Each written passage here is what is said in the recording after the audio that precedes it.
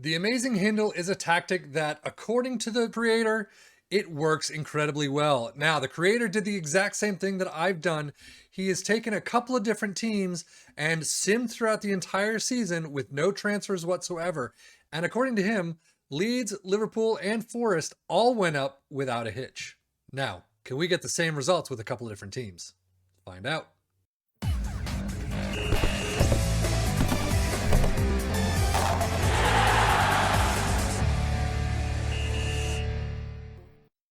Now, again, this creator was able to take Forest, scheduled to be dead last by the media in prediction, and brought them into Champions League. Liverpool straight to the top, Leeds to third. So, how did we do with Man City, Bournemouth, and Leeds?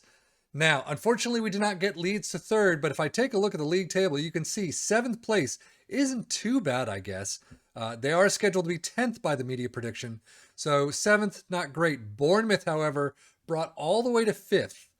I don't know why the creator said that Forest was scheduled to be dead last when, in this save, at least for me, they're scheduled to be 19th in media prediction. Bournemouth's scheduled to be dead last. But from dead last in our save to 5th, fantastic result. Man City, 97 whopping points, handily winning the league. Liverpool's 91 is not too shabby itself, but Man City, 31 wins, 4 draws, 3 losses, 97 points, like I said. Bournemouth, all the way up from 20th to 5th in Europa League spots, 22 wins, 8 draws, and 8 losses. 74 points, an absolutely amazing return for them. And then Leeds up from 10th to 7th, not too shabby, but 16 wins, 11 draws, 11 losses, 59 points. Still having more wins than anything else is a fantastic result, I would imagine. And since we're already at Man City, let's look at the schedule. As you would expect, a sea of green, a loss here against Wolves 2-4, but wins against Liverpool, Newcastle, Bournemouth, all with 5+ goals apiece. The Champions League Group E, Bodo Glimt. There they are again. I've seen them before, but Leverkusen, Barcelona, drawing both matches there. Leverkusen 7-0 win at home, and then Bodo Glimt 4-0 away from home. So handily moving through to the next round. Brentford, though, losing out in the EFL Cup third round, 1-2. And then, as you always see, you have back-to-back matches in FM. For some reason, EFL Cup third round, and then straight to the Premier League where they did win 2-1. 5-0 over Arsenal. Leeds 3-1. Leeds again 6-2 at home.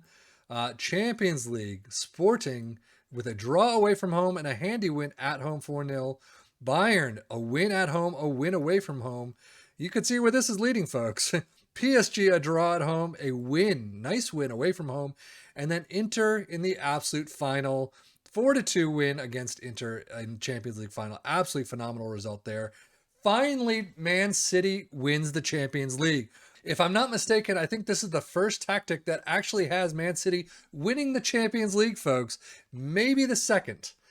But still, it is still incredibly tough for Man City to win the Champions League, even with a bombed out tactic and simming throughout the entire season. 4-2 winners. There you go. They've got that trophy in hand for possibly the first time, barring that possible other tactic that I can't remember for the life of me. But overall, a sea of absolute green, a fantastic result for Man City. If we move down to 5th place Bournemouth, you could see much spottier, but look at that sea of no losses whatsoever. So Leeds United 0-4, second round, out in the second round against Swindon Town on pens. 5-1 loss against Man City, but then look at this, from Southampton at the start of September all the way down. I'll take out the friendlies there. Actually, well, it doesn't matter anyway. Back to Arsenal with 2-4 loss away from home. So all the way down to Crystal Palace in the middle of November, and they had a fantastic run. Unfortunately, coming back to that Arsenal loss, to a Liverpool loss, but then January, a fantastic run. Brighton, the only sore spot, and then finishing out very well. Arsenal 1-4 loss in the FA Cup semi-final. Aston Villa 1-2 loss away from home, and then Man City finishing out the season 0-2 in the Premier League. Leeds United, there you are, 4-1 at home, and then Man City we got the 1-5, and then Leeds the 0-4. Overall, not too bad. You've got some serious periods where you should have picked it up, and maybe you can if you take control of Bournemouth. 1-2, 0-2, 1-2, losses that you can probably recover from. That 1-4 is kind of a doozy, but overall, not a bad result. And if you got another win or so in this area, you could be setting yourself for a much better end of season. You never know. And if we finally finish out on Leeds, you can see, again, spotty results. Starting out with a 2-1 win away from home at Southampton. Bournemouth, there's that 4-0 win at home. Or I'm sorry, away from home. But then Arsenal, Fulham, West Ham, Chelsea, not the greatest of results. Only 0-1 to Chelsea, though, at home. So not too bad. Manchester United 0-4 drubbing. So 5-0 away from home at Swindon Town, kicking the crap out of Swindon Town as Bournemouth lost out to them. So kind of getting one back for the Premier League side. But then second half of the season, couple draws, losses, a lot more spotty. Man City 2-6. Man City 1-3 at home, not too bad, I guess. Bournemouth, though, 1-4. That one hurts.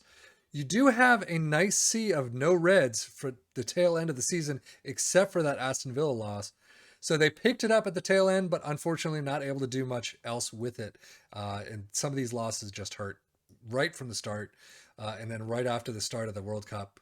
It really does. A single loss can really just derail your season at times, and it's just hard to watch.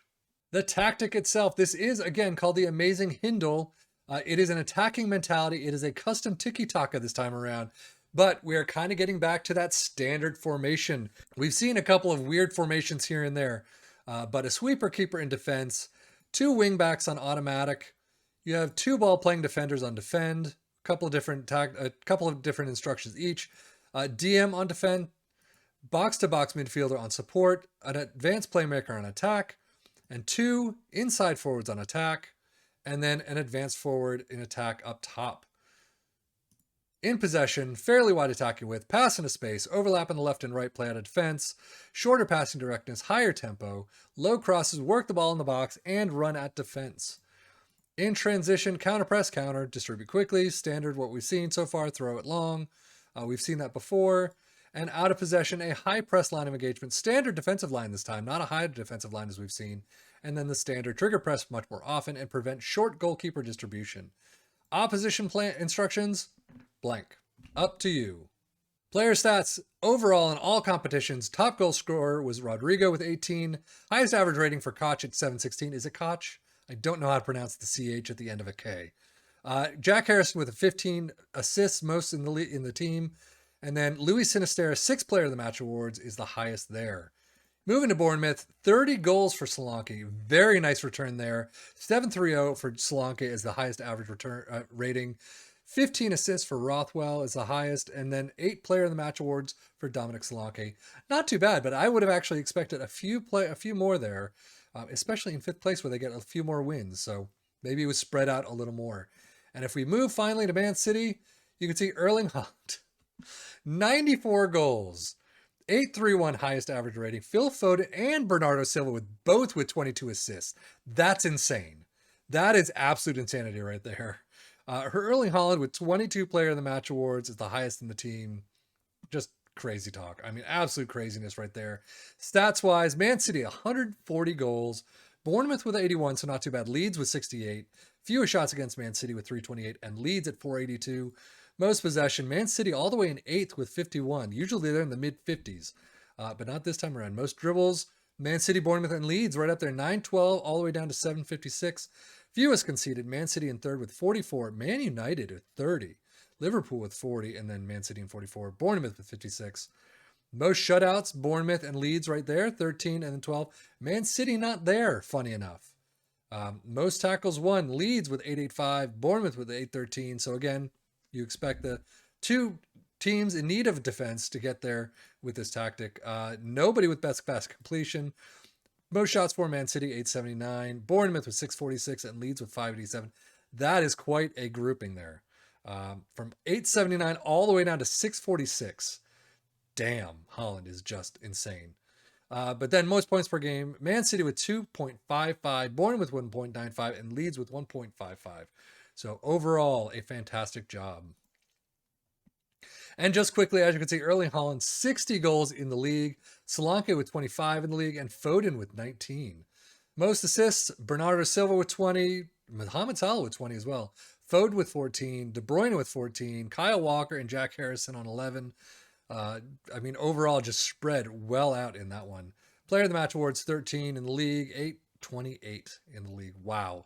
Solanke with a 728 in the league and 8 Player of the Match awards. Most completions, nobody. Most dribbles made, Stones and Mepham. Fewest conceded, Neto with 43 and Ederson with 44, which leads to most shutouts, Neto with 12 and Meslier at 12. Is it Meslier or Meslier? I don't remember. 12 apiece for both of them. Most tackles won, Christensen and Sinisterra. Key passes, Bernardo Silva, Christie, De Bruyne, Harrison, and Gomez. Wow. Leading up to those 60 goals for Erling Haaland. Most shots, though, 246, all the way down to Salah's 129. Wow. 117 for Solanke and Sinisterra at 99. And then we're back to most goals. So overall, I mean, this is definitely one of the other ones you should take a look at. It didn't do nearly as well for Leeds as it did for the creator, where they brought him into third. However, 7th place, not too bad. Bournemouth to 5th, and Man City handily winning the league. Yeah, I would say this is a very good tactic to use. At least take a look at it. But again, as always, we didn't do any transfers. Just sim the entire season. If you're playing these teams, you could probably do a little bit better. You can probably do even better if you bring your own players into the squad and get rid of some of the players that just aren't performing. So, yeah, I think this is a fantastic tactic to look at, and let us know how it goes.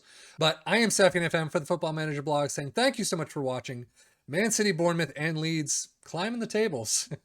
But thank you so much for watching. Take care and enjoy.